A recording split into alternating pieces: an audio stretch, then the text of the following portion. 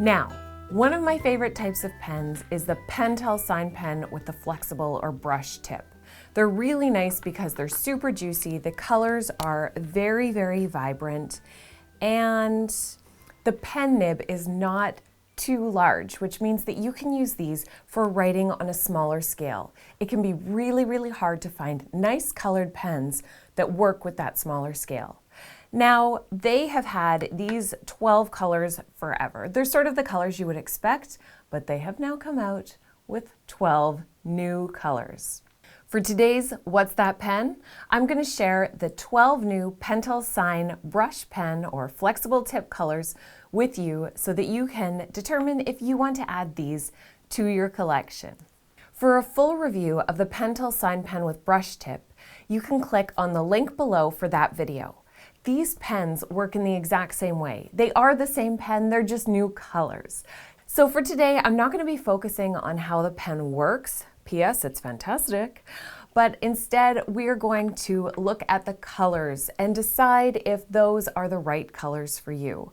Now, I was not sure looking at the outside of them if I would like all of the colors. I typically don't go for these more natural or woodsy colors, but I'm very happy to say that I have used all of these in quite a few pieces. I've used them all together and I've used them separately in such a way that those neutrals work really well with the other colors in the set. For instance, I've done a baby card that had a foliage design around the outside, and these colors work really, really nicely for those beautiful soft color variations that you would find in foliage. So first, let's look at our original colors. So our old colors are listed down the side here, and you might notice that some of them don't look so beautiful. Well, this one's because of the scribble. But also, these are some of the very first lettering pens that I ever got. Definitely the first colored ones, and my kids have also taken a liking to them.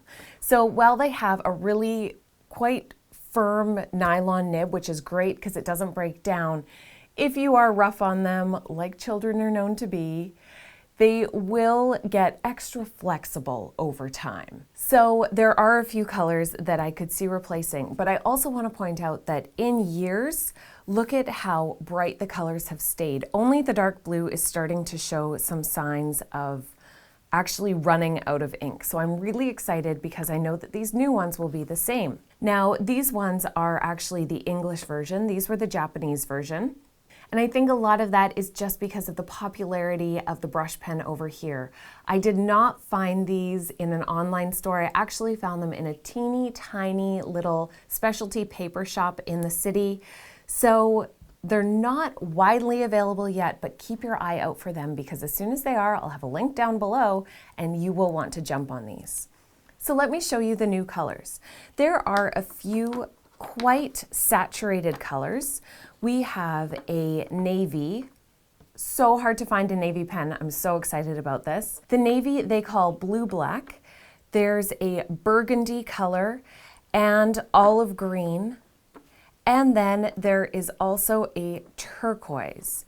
So those ones are all quite saturated colors. One other saturated color is the blue violet. These ones are quite strong, powerful colors, but they are a more subtle version of these expected colors. So let's take a look at how these colors look on the page. You can see that from these, none of them duplicate any of the colors that we have in the original set. They also mix very, very nicely together. Some of the colors in this set are very, very soft. Some of them are ones that sort of pop off the page. And then there are those 5 that I already showed you that are quite saturated and quite dark when compared to the other colors in this new set. So then we have our next most saturated colors. So in our next set of 3, we have light green, pink purple, and pale brown. Now, pale brown, that was one that I considered not purchasing because I know I have never used this tan color. To me, this tan color just looks like what I remember in my baby's diapers, But now I could see integrating it with maybe the olive green and the pale brown, because now there is a color family when you combine the old set with the new and have some of those natural colors that can work together.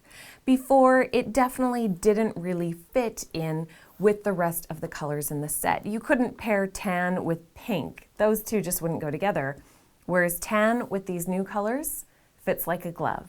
So next we have 4 very light colors. These are beautiful as supporting colors, and another thing that can be a really nice touch is to use a light color. Typically we think light gray as a shadow color, but using one of these colors can be a really nice way to change up the overall look of your piece while still adding a gentle, soft shadow.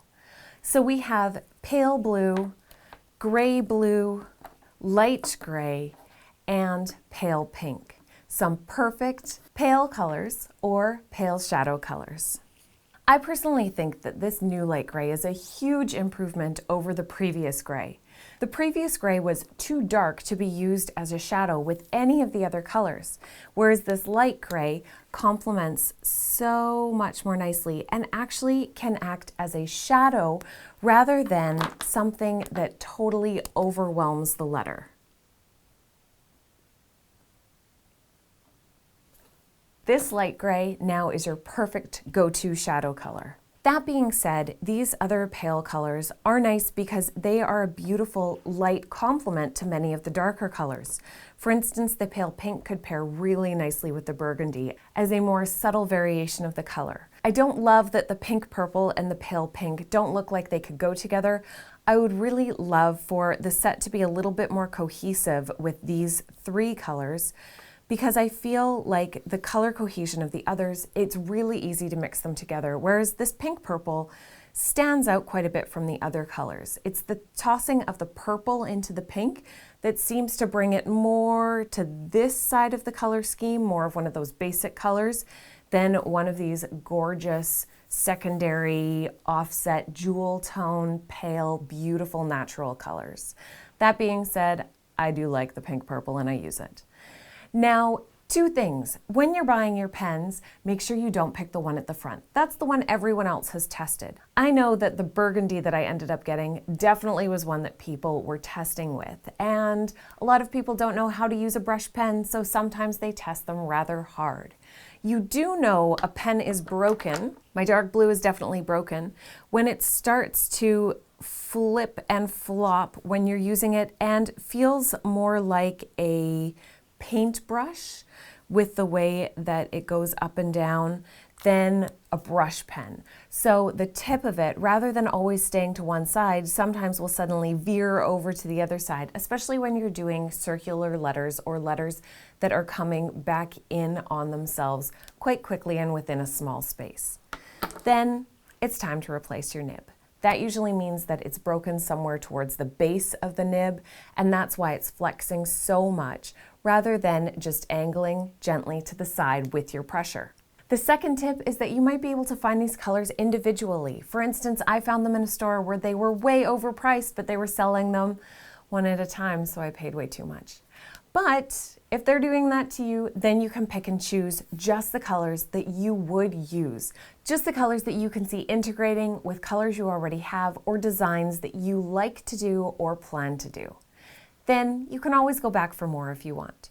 You might say that pink purple is not for me, but that light green is a must-have.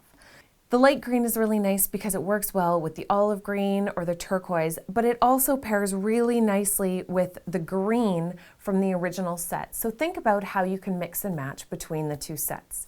They are the same pens, which is nice because that means that you can interchange them within a set and it won't look strange with slight changes to the size or thickness of your downstrokes and upstrokes throughout your piece.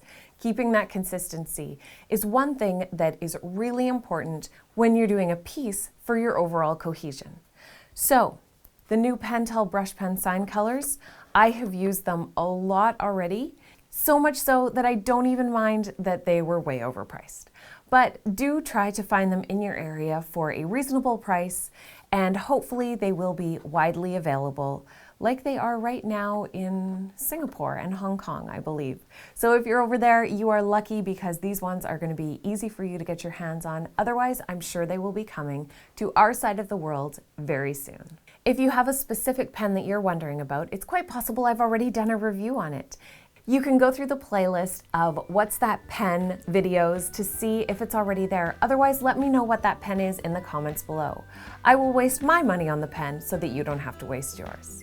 Thank you for joining me for this look at the new Pentel color pens. I hope that it helps you make an informed decision about your next perfect pen.